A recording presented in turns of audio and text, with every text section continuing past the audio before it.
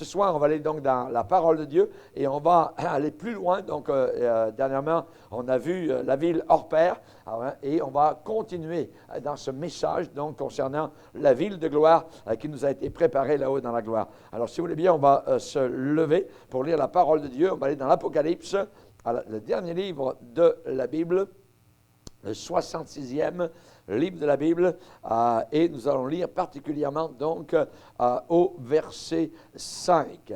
Apocalypse chapitre 21, verset 5, le témoignage de Jean, et celui qui était assis sur le trône dit, « Voici, je fais toutes choses nouvelles. » Et il dit, « Écris, car ces paroles sont certaines et véritables. » Et il me dit, c'est fait. Je suis l'alpha et l'oméga, le commencement et la fin. À celui qui a soif, je donnerai de la source de l'eau de la vie gratuitement. Celui qui vaincra héritera ces choses. Je serai son Dieu et il sera mon fils. Mais pour les lâches, les incrédules, les abominables, les meurtriers, les impudiques, les enchanteurs, les idolâtres et tous les menteurs, leur part sera dans l'étang ardent de feu et de soufre, ce qui est la seconde mort. Puis un des 7 anges qui tenait les 7 coupes remplies des 7 derniers fléaux vint et il m'adressa la parole en disant, « Viens, je te montrerai l'épouse, la femme de l'agneau. » Et il me transporta en esprit sur une grande et haute montagne. Et il me montra la ville sainte, Jérusalem, qui descendait du ciel, d'auprès de Dieu, et ayant la gloire de Dieu. Son éclat était semblable à celui d'une pierre très précieuse, d'une pierre de jaspe, transparente comme du cristal. Amen. Seigneur, nous te demandons de bénir abondamment ta parole puissante. Nous voulons connaître, nous voulons savoir, nous voulons nous plonger, Seigneur, dans les Écritures. Tu es le Dieu merveilleux, Seigneur, qui a pour nous préparé un lieu formidable, fantastique, au-delà de toute compréhension, indescriptible. Mais nous te demandons de bénir, Seigneur, les paroles que Jean l'apôtre a consignées dans les Écritures, afin que nous comprenions, Seigneur, quelque chose de plus. Nous te le demandons au nom puissant de Jésus. Amen. Et tout le peuple dit Amen. Gloire à Dieu. On peut s'asseoir, frères et sœurs. Alléluia. Gloire à Dieu.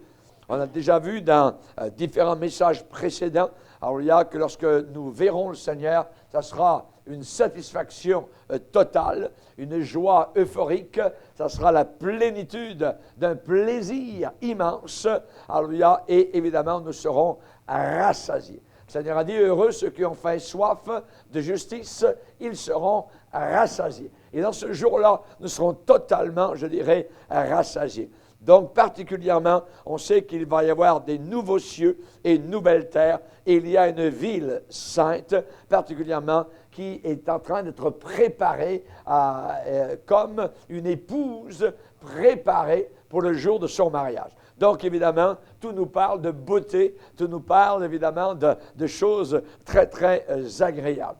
Et le Seigneur, là, va dire au verset 7, « Celui qui vaincra héritera ces choses. » Celui qui vaincra héritera ces choses. Ce qui veut dire que pour hériter là-haut du ciel, de la gloire éternelle, il faut vaincre ici-bas sur cette terre. Et nous avons évidemment donc un ennemi. Il faut vaincre quelqu'un qui est opposé à nous. Et évidemment, la Bible déclare que la victoire qui triomphe du monde, c'est notre foi. Amen. C'est la foi. C'est croire. Il faut que je continue à croire. Je ne suis pas crédule, je suis un croyant. Je crois dans les Écritures. Je place ma vie, mon éternité sur ce livre-là appelé la Bible. Aucun mot ne passera. Le ciel, la terre, a dit Jésus, vont passer, vont disparaître. Il y a eu un commencement, donc il y aura une fin. Tout ce qui commence a une fin. Voyez, et cette terre sur laquelle nous sommes va vers actuellement sa finition, sa fin. Et la Bible en parle. Et celui qui vaincra, c'est-à-dire en croyant jusqu'au bout, celui qui persévérera jusqu'à la fin, sera sauvé. Celui qui vaincra héritera ces choses. Et le Seigneur nous donne immédiatement une autre grande promesse en disant, je serai son Dieu et il sera mon fils.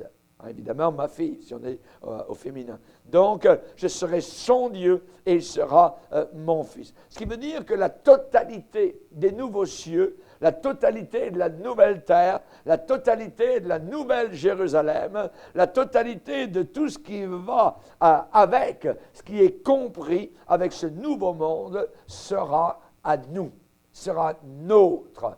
Nous posséderons, je dirais, nous serons propriétaires, nous serons héritiers des nouveaux cieux, de la nouvelle terre et de la nouvelle Jérusalem. Ça sera évidemment notre chez nous, gloire au Seigneur. Celui qui vaincra, c'est celui qui vaincra, héritera ces choses. Cette expression, celui qui vaincra, nous la voyons 8 fois dans un seul livre de la Bible, l'Apocalypse. 7 fois dans les messages aux églises. Regardez dans Apocalypse chapitre 2, verset 7, à l'église d'Éphèse, à celui qui vaincra, je donnerai à manger de l'arbre de vie qui est dans le paradis de Dieu. Au verset 11, à l'église de Smyrne, celui qui vaincra n'aura pas à souffrir la seconde mort. Et on sait que la seconde mort, c'est l'enfer éternel. Ensuite, à Pergame, il est dit au verset 17, à celui qui vaincra, je donnerai de la manne cachée, je lui donnerai un caillou blanc. Sur ce caillou est écrit un nom nouveau que personne ne connaît, si ce n'est celui qui le reçoit. À l'église de Thyatire, au verset 26, à celui qui vaincra et qui gardera jusqu'à la fin mes œuvres, je donnerai autorité sur les nations. Imaginez. Et ensuite, au verset 28, je lui donnerai l'étoile du matin. Qui est l'étoile du matin? Jésus. Amen. Donc, Jésus sera à nous, gloire au Seigneur. À celui qui vaincra. Celui qui vaincra. Regarde un peu plus loin, chapitre 3, verset 5 de l'Apocalypse. À l'église de Sardes, celui qui vaincra sera revêtu ainsi de vêtements blancs. Je n'effacerai point son nom du livre de vie et je confesserai son nom devant mon Père et devant ses anges. Imaginez, votre petit nom va être confessé par Jésus devant le Père céleste. Rendez-vous compte? Voyez? On ne voit rien, on n'est rien, on est des pécheurs. Voyez? Et notre nom sortira de la bouche de notre Sauveur et il en parlera à Dieu le Père. Je confesserai son nom devant mon Père et devant ses anges. Imaginez. Merci Seigneur. Celui qui vaincra. Ensuite, à l'église de Philadelphie, chapitre 3, verset 12, celui qui vaincra, je ferai de lui une colonne dans le temple de mon Dieu. Imaginez, c'est la nouvelle Jérusalem. Et il n'en sortira plus. J'écrirai sur lui le nom de mon Dieu et le nom de la ville de mon Dieu, de la nouvelle Jérusalem qui descend du ciel d'auprès de mon Dieu et mon nom nouveau. On aura des choses écrites sur nous. Amen. Pendant que sur la terre, l'Antéchrist va marquer, évidemment, donc le monde pour la boucherie et pour l'enfer. Nous serons marqués pour l'éternité là-haut par le Seigneur notre Dieu. Amen. Celui qui vaincra. Et en terminant, aussi, le 7e, celui qui vaincra, Apocalypse chapitre 3, verset 21, à l'église de Laodicée, à celui qui vaincra, je le ferai asseoir avec moi sur mon trône. Rendez-vous compte? Avec moi sur mon trône, comme moi j'ai vaincu et me suis assis avec mon Père sur son trône. Que celui qui a des oreilles entende ce que le Saint-Esprit est en train de dire. Amen. Donc, évidemment, celui qui vaincra. On a 7 fois cette expression ici, et on a une fois cette expression à la fin que nous venons de lire, donc dans Apocalypse chapitre 21. Celui qui vaincra héritera ces choses. Je serai son Dieu, il sera mon fils. Amen. Rendez-vous compte. Merci Seigneur. Donc, évidemment, cela détruit totalement pour toujours la théologie de pacotille, une théologie cheap qu'on entend dans les milieux chrétiens d'aujourd'hui, de notre génération, qui dit quoi? Cette théologie dit à peu près ça. Crois seulement et vis comme tu veux. Oui, ça c'est terrible. On ne peut pas croire, évidemment, en Jésus-Christ et vivre comme on veut. C'est impossible. Il faut se soumettre à la parole, donc, du Seigneur. Donc, aujourd'hui, on dit, crois seulement et fais ce que tu veux, sans donner la vérité biblique sur la responsabilité du chrétien et sur aussi les comptes à rendre au jour du jugement.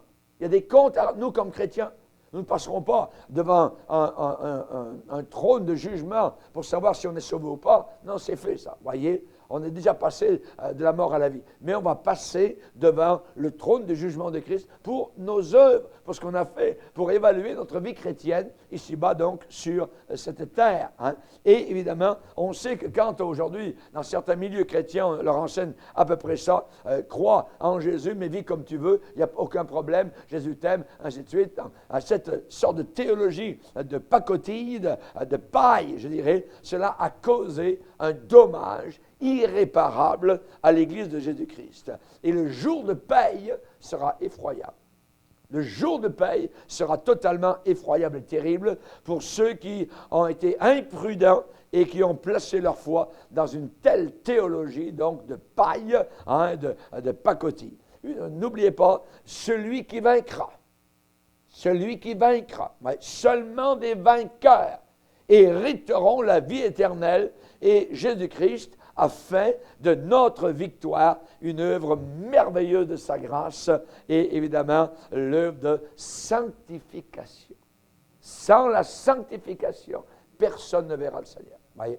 Donc, à un certain moment, on a fait ci, on a fait ça, je ne vous connais pas. Ouvrier d'iniquité. Le péché, l'iniquité, donc, dans plusieurs cas. À l'église de Philadelphie, on voit très bien, ce qu'on a lu tout à l'heure, à celui qui vaincra, je ferai de lui une colonne dans le temple de mon Dieu, et il n'en sortira plus. J'écrirai sur lui le nom de mon Dieu, le nom de la ville de mon Dieu, ça veut dire j'appartiens à mon Dieu, j'appartiens à cette ville, la ville céleste, la ville de la Nouvelle Jérusalem qui descend du ciel auprès de Dieu, et il va écrire sur lui son nom nouveau. Mystère, voyez, il n'y a pas mystère et boule de gomme, mais on ne sait pas vraiment, donc, mon nom nouveau. Donc, certainement, donc, Dieu va avoir un nom nouveau, là-haut dans la gloire, puisqu'il le dit. Et ce nom sera inscrit donc sur nous. N'oublions pas que nous comparaîtrons tous devant le Seigneur. Nous comparaîtrons tous devant Dieu et chacun de nous rendra compte. Chacun, imaginez, parce qu'on n'est plus dans le temps, le Seigneur aura le temps, toute l'éternité. Voyez, chacun de nous, imaginez, un par un, rendra compte. On va le lire, si vous voulez bien, dans Romains 14. Romains 14.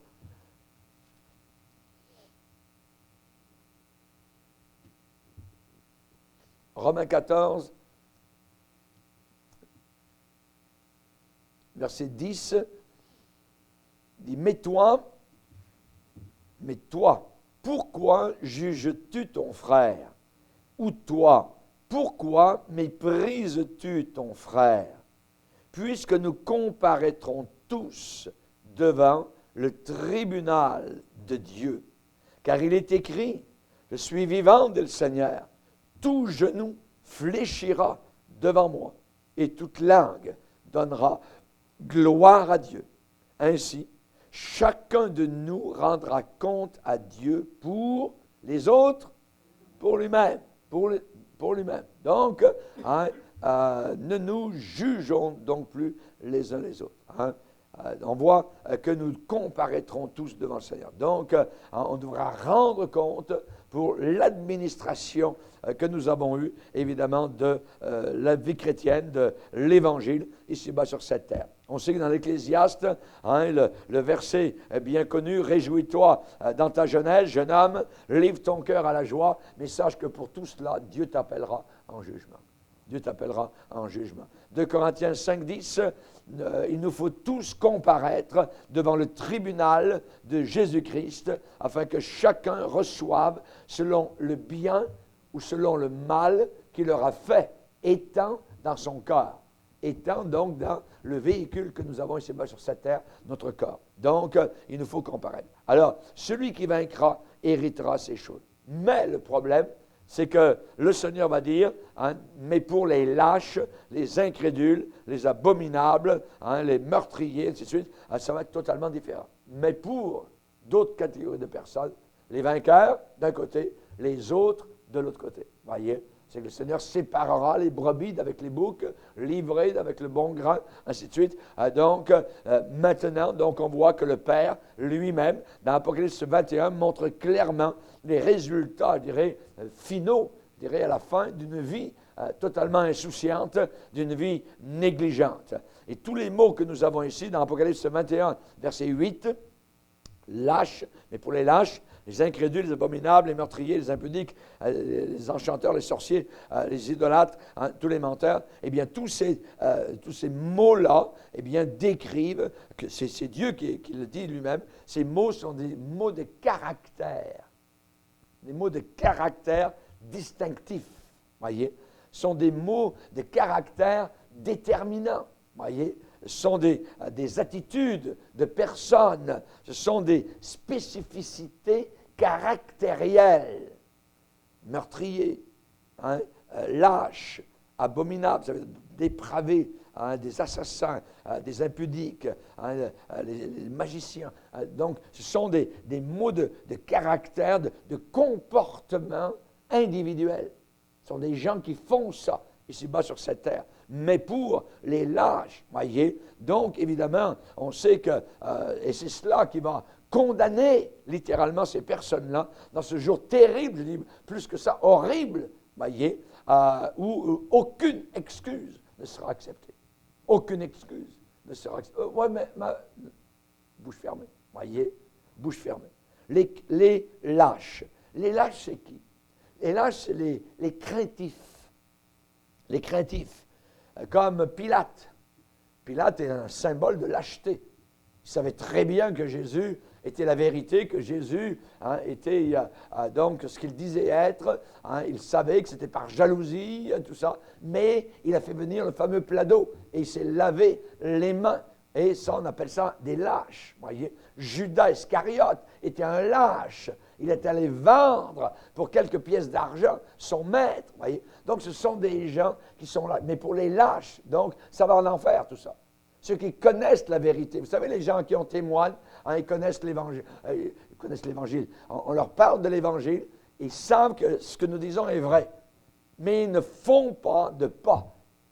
Ils n'avancent pas vers le Seigneur, ils ne veulent pas, ils ont peur de ceci, ils ont peur de cela, ils ont peur de la famille, ils ont peur de tout ça, si je deviens chrétien. Donc, ça fait partie de ces gens-là.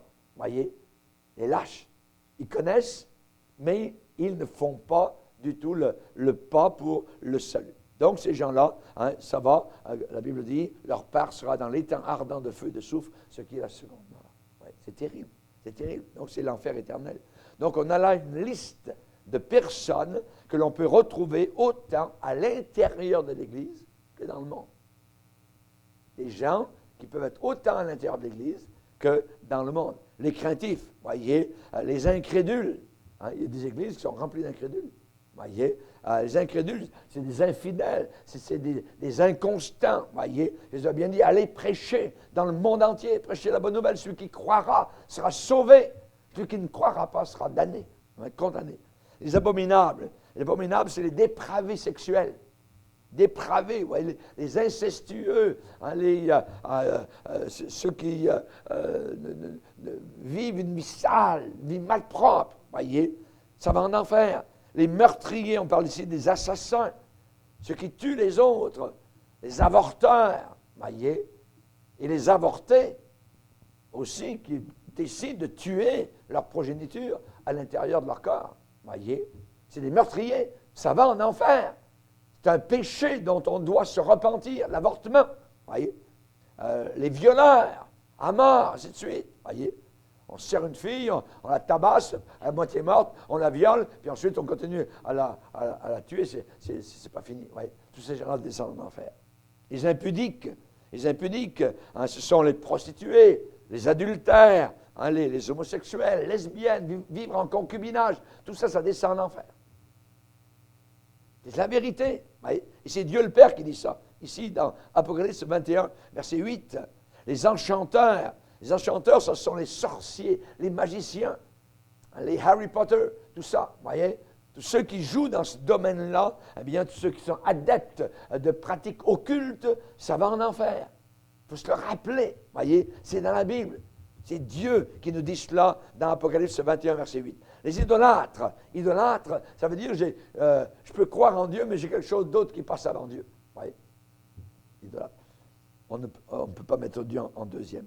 Tous les menteurs, voyez, tous ceux qui s'écartent de la vérité, tous ceux qui ne marchent pas dans la vérité, tous ceux qui sont de connivence avec le père du mensonge, qui est le diable, voyez, tous les menteurs, eh bien, descendent dans l'enfer. Donc, on a parmi ces gens-là des gens comme Démas, rappelez-vous, par amour pour le siècle présent, il avait abandonné l'Évangile, il avait abandonné l'apôtre Paul.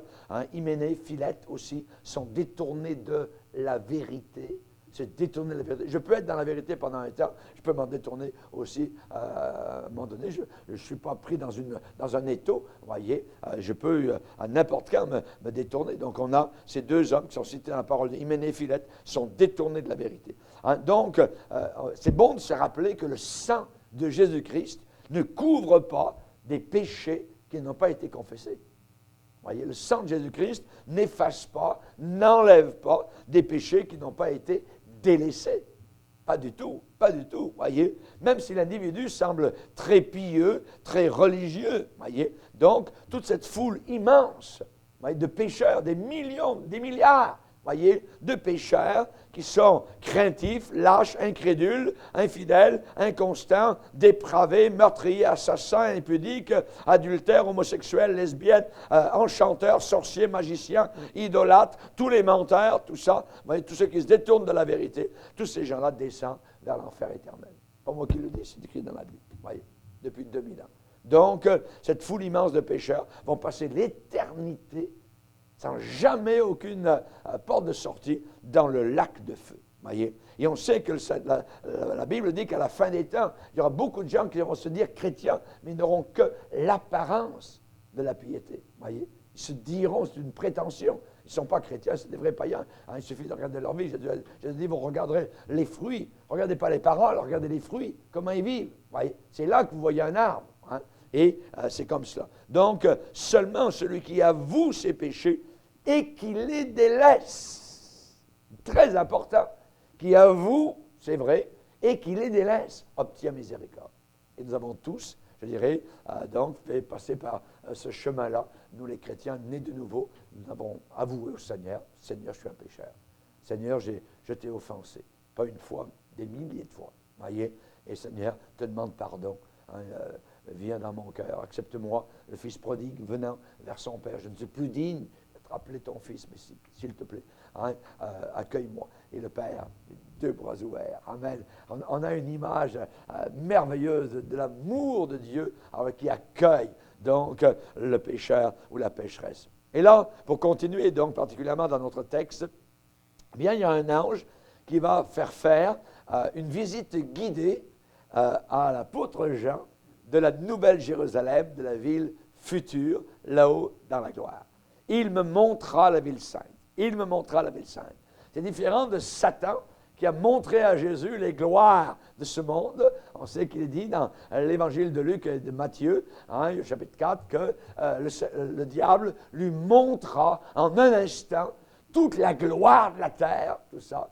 Évidemment, Jésus a refusé cela parce que la gloire de la terre, c'est la pacotille par rapport, évidemment, à la gloire éternelle là-haut dans l'éternité. Alors, là, Jean dit, il me montrera. Et là, ce n'est pas le diable, c'est un ange. Amen. Un ange de la ville sainte qui montre à Jean cette ville glorieuse. Et évidemment, on a les dernières paroles, ici dans la parole de Dieu, des dernières paroles du Père céleste qui était assis sur son trône. Et donc, avant le verset 9, 9, particulièrement, on a versets 5 à 8, où il est dit, celui qui était assis sur le trône dit, voici, je fais toutes choses nouvelles. Je fais toutes choses nouvelles. Et à partir donc du verset 9 particulièrement, eh bien les paroles maintenant viennent d'un ange. Je dirais un ange du temple, un ange de la Nouvelle Jérusalem. Un ange qui habite là-haut, qui va faire donc un tour, je dirais, un tour de piste. Alors il y a un tour pour montrer donc à Jean la Nouvelle Jérusalem. Et là, on va voir donc cet ange, l'un des 7 anges qui tenait les 7 coupes remplies des 7 derniers fléaux. Verset 9, il m'adressa la parole en disant, viens, je te montrerai l'épouse, la femme de l'agneau. La femme de l'agneau. Et là, l'ange le transporte et lui montre quoi? La ville sainte, Jérusalem, qui descendait du ciel, d'auprès de Dieu, ayant la gloire de Dieu. Ayant la gloire de Dieu. Donc, évidemment, ces plaies dont on parle ici, les 7 anges qui tenaient les 7 coupes remplies des 7 derniers fléaux, ces fléaux seront déjà passés dans l'histoire au moment de l'accomplissement de cette prophétie. Donc, déjà, Jean a vu le jugement de la grande prostituée. Il a vu le système de ce monde s'écrouler. Babylone, la Babylone religieuse, la Babylone commerciale, Babylone politique, Babylone militaire, tout va s'écrouler ici-bas donc sur cette terre. Et là, on voit que cet ange va maintenant faire à Jean une visite de la Nouvelle Jérusalem. Et remarquez, il appelle la ville l'épouse, la femme de l'agneau.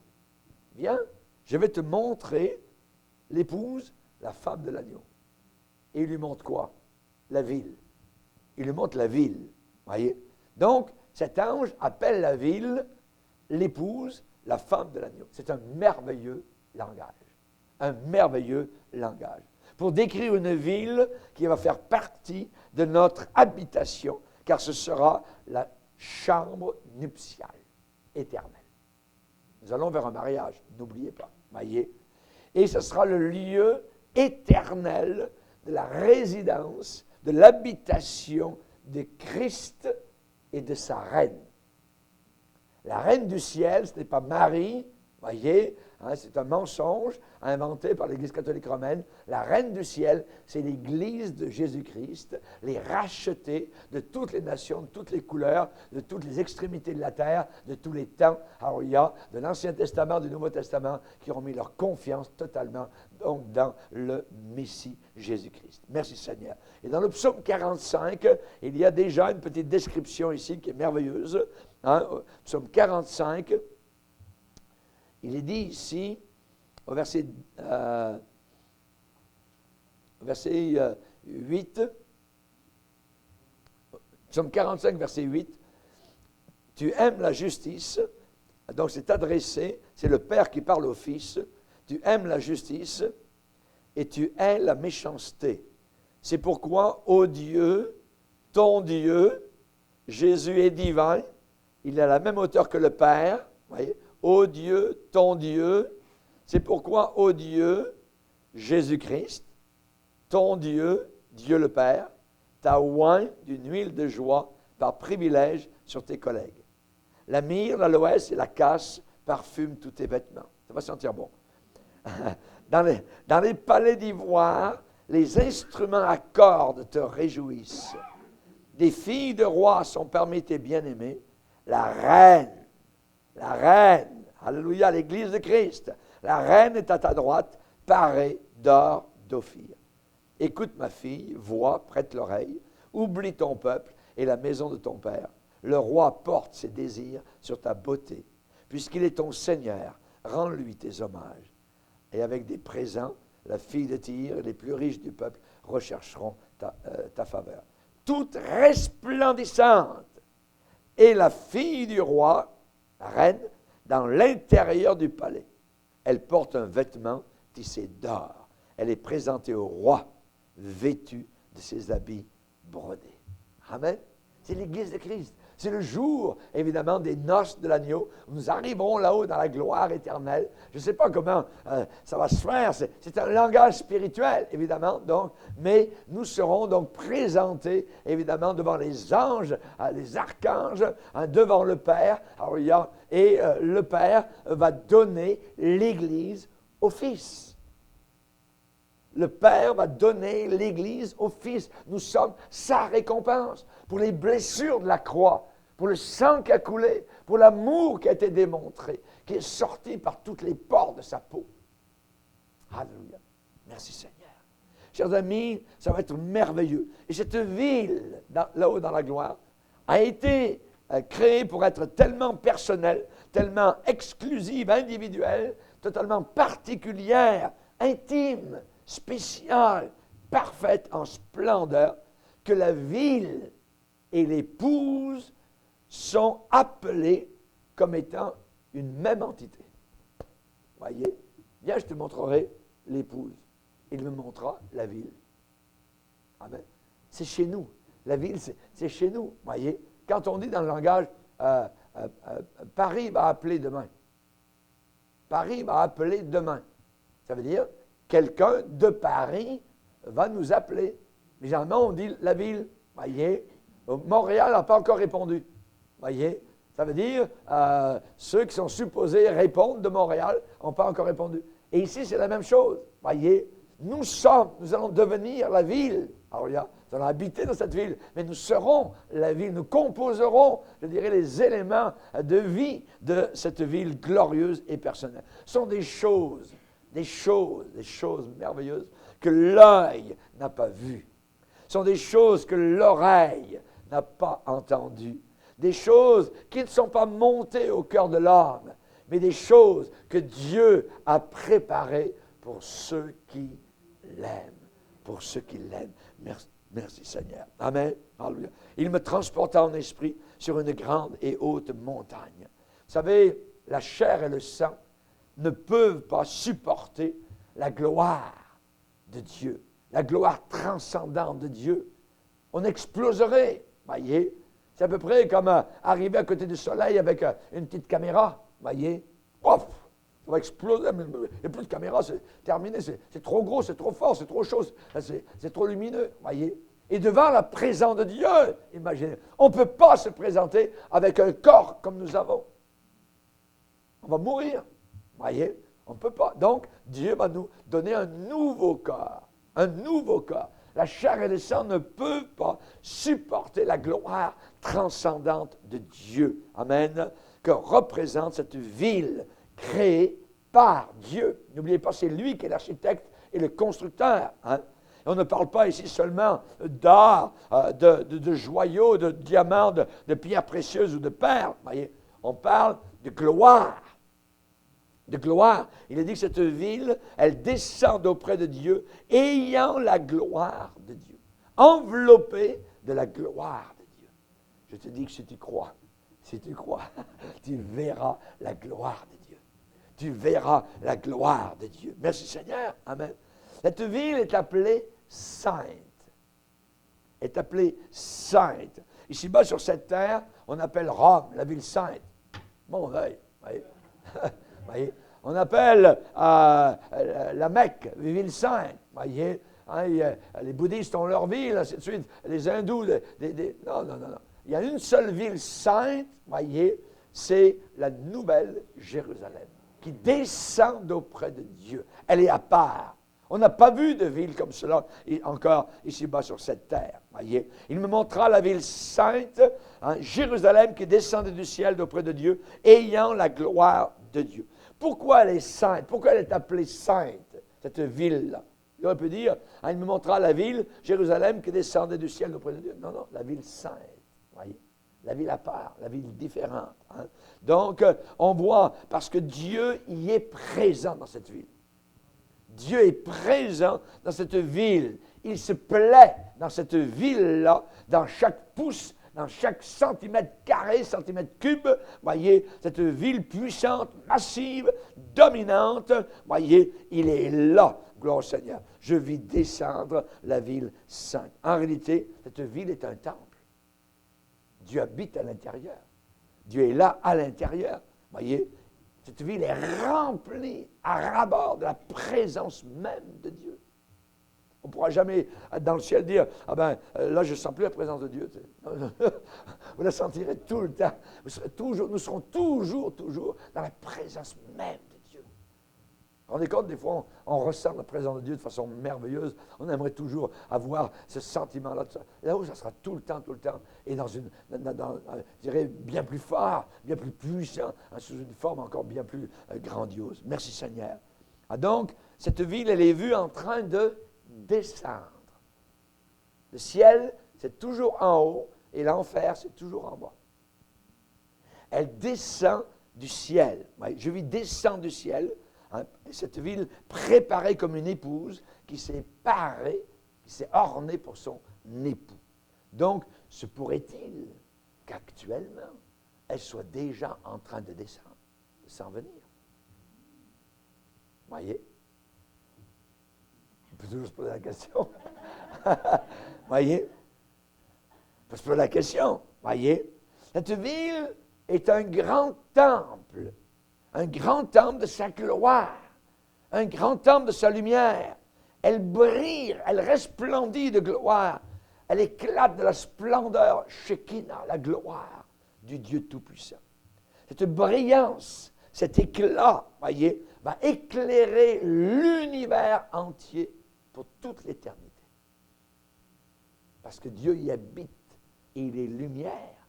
Et de là, de cette ville va partir la lumière nouvelle pour toute l'éternité. Alléluia.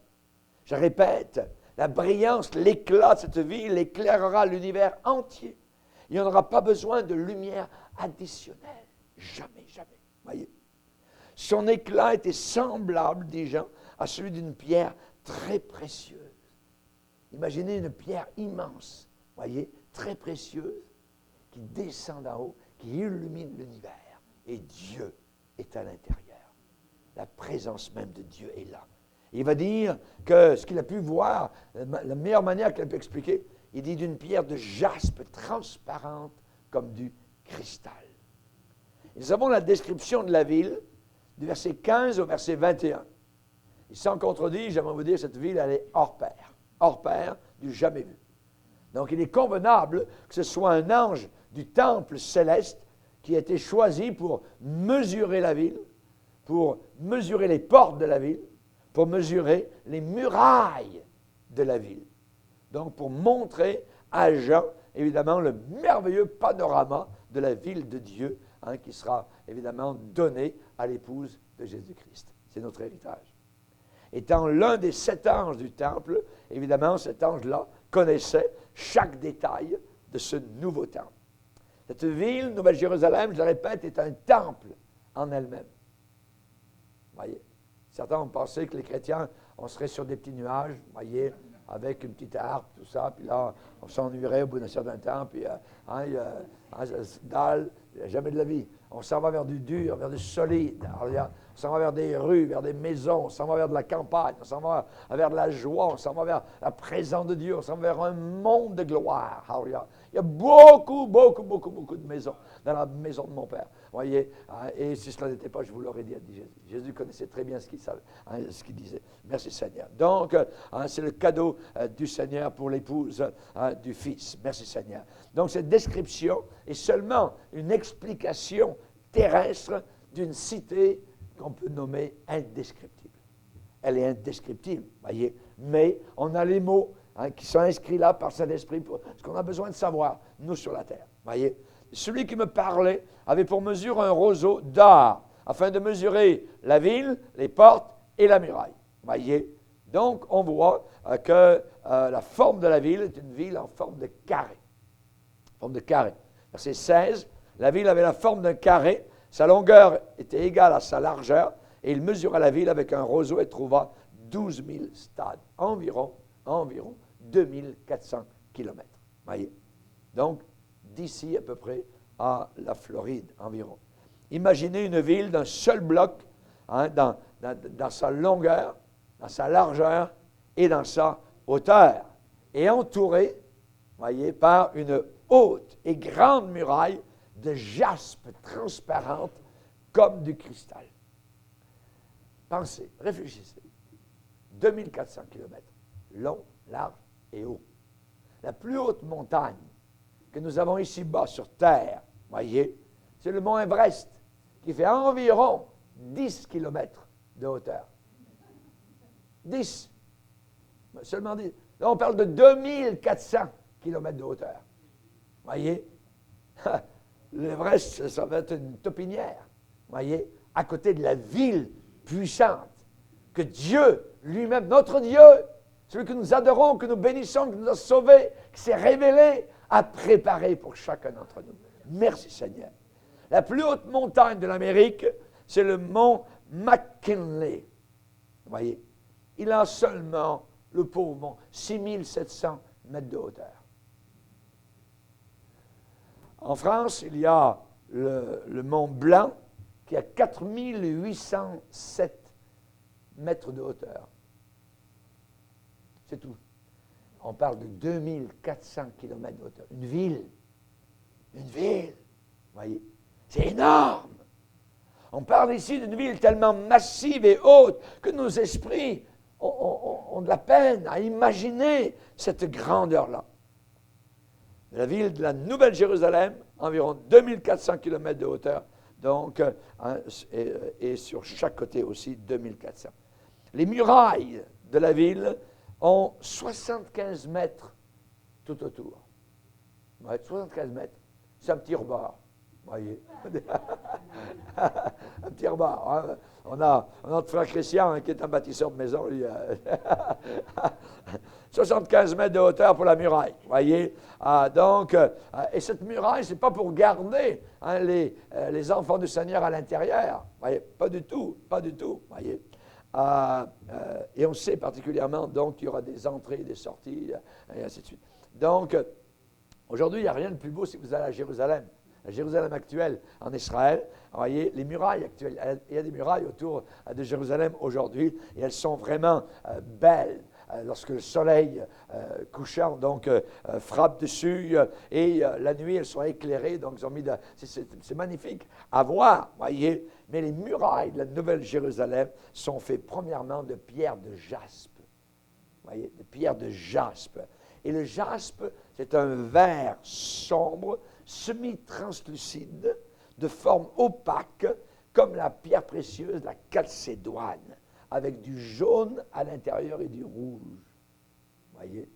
Et ça va être la muraille. Et sa beauté est très, très rare. Voyez? Et on nous dit que le jaspe possède les propriétés physiques du quartz. Ça, c'est la muraille. 75 mètres de hauteur. Dans notre monde, ici-bas, personne ne penserait bâtir des murs d'une ville avec du jaspe. Pourquoi? Parce que le coût, la dépense, est exorbitante.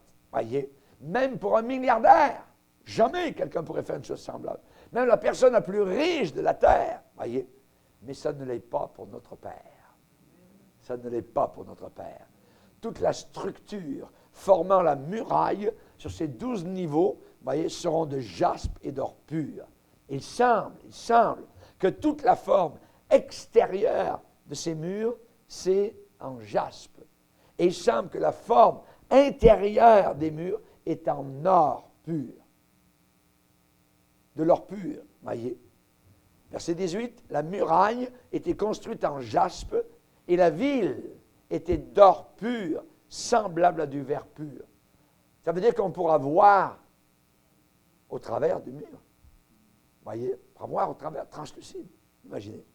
Maintenant, les fondements de la muraille de la ville, voyez, il y a des fondations à chaque niveau, hein, environ 75 mètres de hauteur, ornées de pierres précieuses de toute espèce.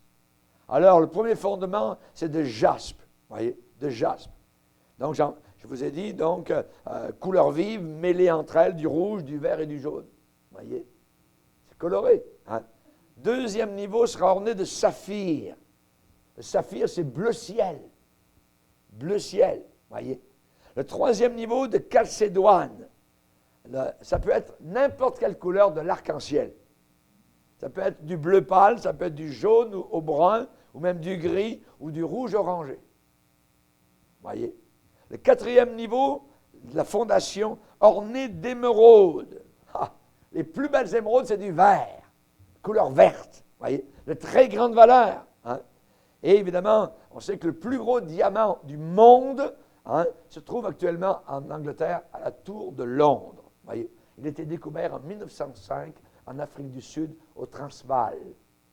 Voyez, sa masse brute, avant d'être taillée, 621 grammes. Ça, c'est le plus gros diamant qui existe au monde. Voyez, ici, on parle, voyez, de mètres, de hauteur. On parle de kilomètres. On parle de milliers, 2000, voyez, en or pur, en jaspe, ainsi de suite. Imaginez. Le 5e fondement de la ville, sardonyx. Là, on parle donc d'une agate, d'une variété rouge-orange.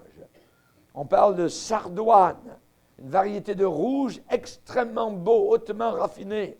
7e niveau, chrysolite, voyez, qui vient de chrysos, en grec, qui veut dire or, et lithos, qui veut dire pierre. La lithographie, donc c'est lire les pierres. Donc, lecture des pierres. Et là, c'est la chrysolite, donc ça veut dire une sorte de pierre d'or. Imaginez, forme de topaze, une pierre très fine d'un vert jaunâtre, vert jaune. Le 8e niveau, béryl. Béryl, imaginez, n'a pas vraiment de couleur. Ça peut être du béryl rose, du béryl jaune, du béryl vert, du béryl bleu-vert, couleur aigue marine, voyez, ça peut être n'importe quelle couleur. Tout ça. Voyez. La 9e, topaze. Voyez. Certains pensent que c'est couleur pêche. Le 10e, chrysoprase. Voyez. Ça vient du chrysos, or, voyez, et prasson, qui veut dire poireau. Voyez. Donc, c'est une variété de vert. Vert, or, poireau. Voyez. Une sorte de vert pomme. La 11e fondation de cette ville, Hyacinthe. Hyacinthe, c'est une variété transparente, rouge-orangé. Et la dernière, la 12e, améthyste. Ça, c'est pourpre royal. Pourpre royal, violet, transparent. Imaginez. Ça, c'est la fondation de la ville de gloire. Et on a ça, c'est écrit. Voyez? Merci Seigneur. Donc, vous voyez tout cela, évidemment, en plus avec des portes d'une seule perle. D'une seule perle. Alors, évidemment, verset 21, il y avait 12 portes, c'était 12 perles. Chaque porte était d'une seule perle. Une seule perle travaillée, une seule perle sculptée, une seule perle taillée pour devenir la forme exacte des 12 portes de la ville. 3 portes d'un côté, 3 portes de l'autre, 3 portes de l'autre.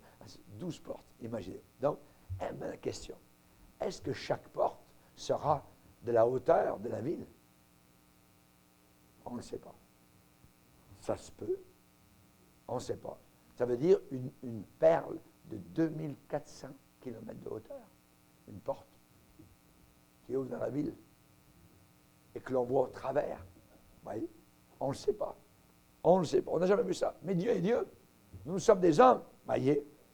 Mais je pourrais dire que brillant au travers de chaque porte seront les rues pavées d'or, puisqu'on verra au travers des portes, et on verra de l'autre côté les rues pavées d'or.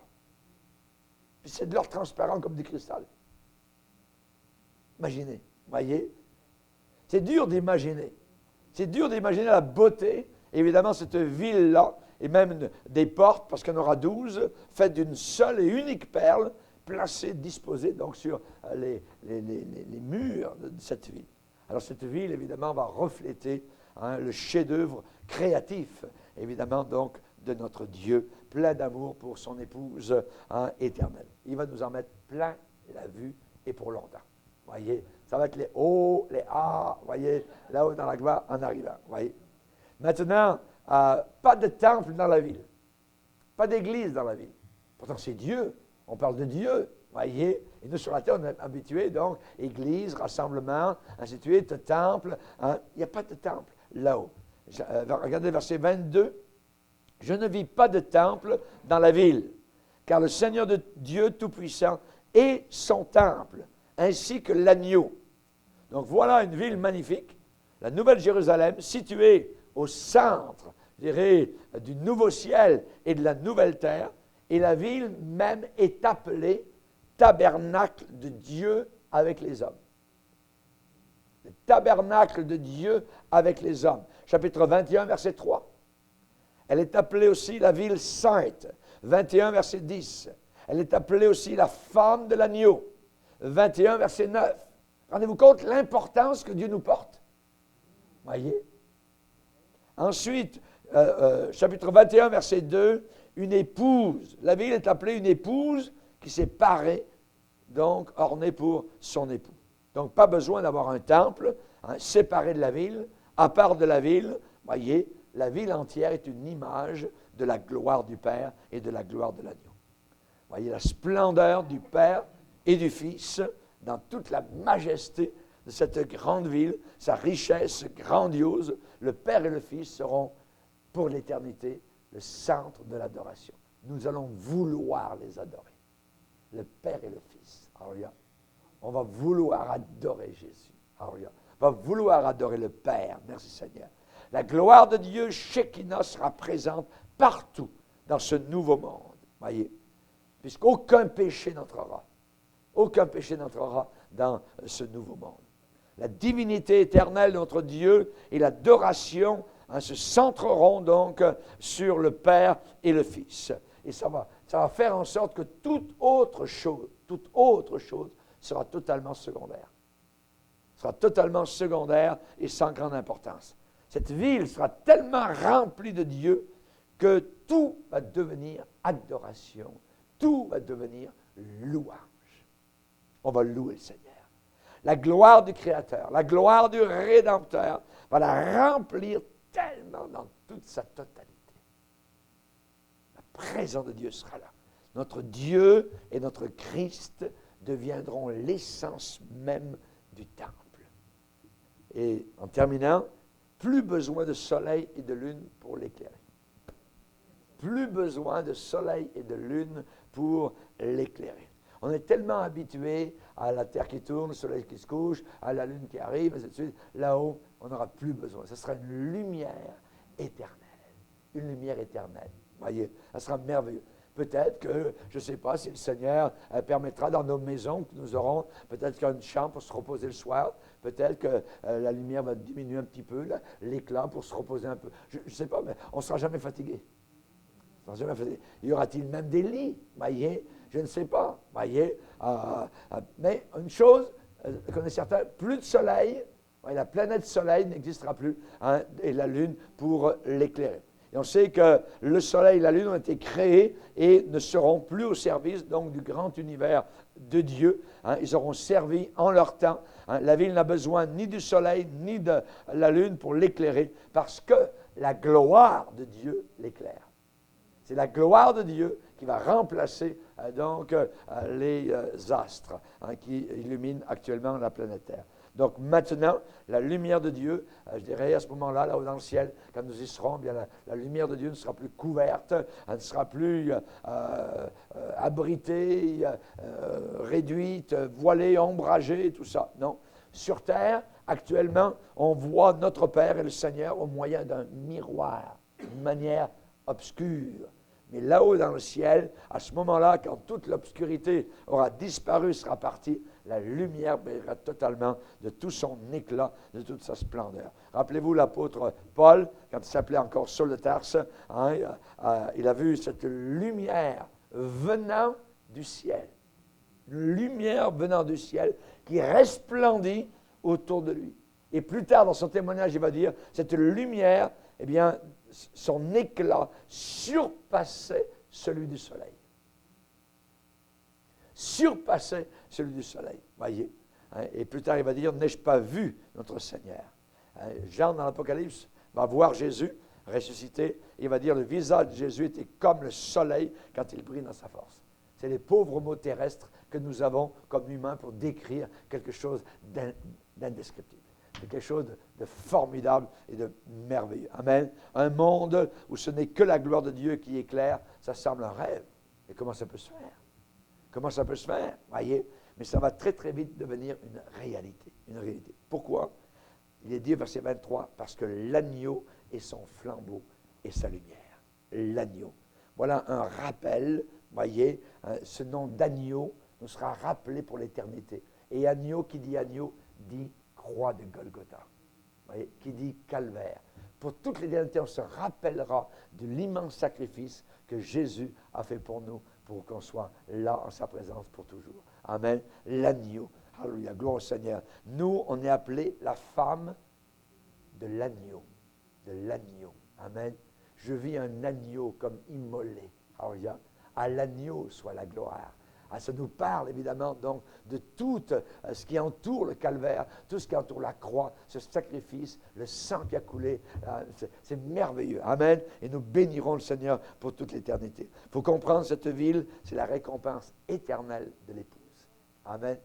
Récompense éternelle de l'épouse. Seigneur, nous voulons te bénir et te glorifier pour ces moments précieux que tu nous accordes, Seigneur. Nous voulons nous plonger un temps soit peu, Seigneur, dans ce qu'on ne peut même pas comprendre, Seigneur, ou réaliser. Et pourtant, Jean a vu, et Jean a donné des dimensions, et Jean a parlé de couleurs, et il a parlé, Seigneur, de pierres précieuses, de chrysolite, de béryl, de sardoine, de sardonyx, de topaz. Il a bien vu ce qu'il a vu, Seigneur. Il nous a rapporté, car tout cela est la vérité. Merci, Seigneur, pour tout ce que tu as préparé pour nous là-haut dans le ciel. Aide-nous à être fidèles jusqu'à la fin. Aide-nous à ne pas nous concentrer sur les choses de la terre et de ce monde, mais particulièrement sur les choses d'en haut, comme Colossiens chapitre 3 nous le demande. Merci, mon Sauveur, dans le nom puissant de Jésus, ton Fils. Amen. Et tout le peuple dit Amen. Gloire.